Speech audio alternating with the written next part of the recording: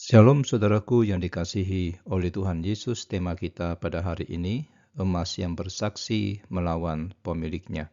Yakobus pasal 5 ayat 3. Emas dan perakmu sudah berkarat, dan karatnya akan menjadi kesaksian terhadap kamu dan akan memakan dagingmu seperti api.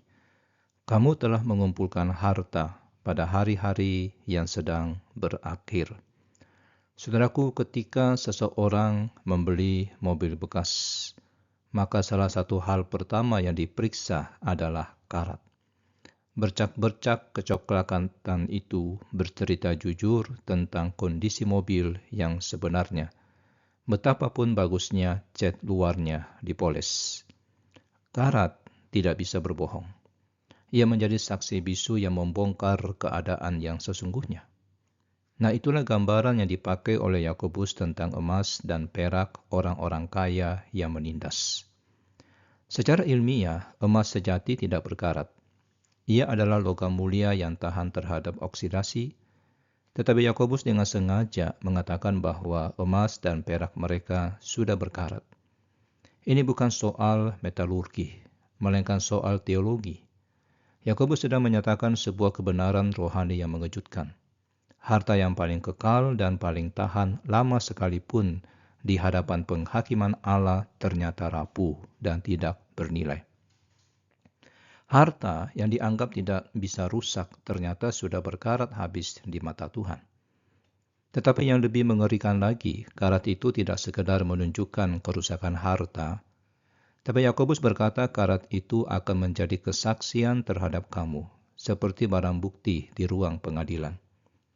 Jadi di hadapan tahta penghakiman Allah, harta yang ditimbun secara egois dan diperoleh melalui penindasan akan bangkit sebagai saksi yang mendakwa pemiliknya. Dan lebih dari itu, karat itu akan memakan dagingmu seperti api. Sebuah gambaran penghakiman ilahi yang mengerikan, mengingatkan kita pada peringatan Tuhan Yesus tentang api yang tidak pernah padam. Nah, kalimat terakhir ayat ini adalah puncak ironi yang paling menyayat.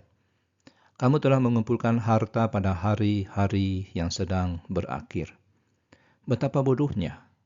Mereka sibuk menimbun harta justru ketika dunia ini sedang menuju akhirnya.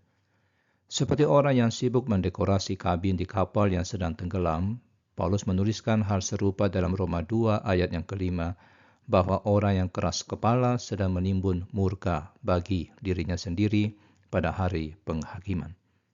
Nah, saudara, kita hidup di hari-hari terakhir. Kedatangan Tuhan sudah dekat.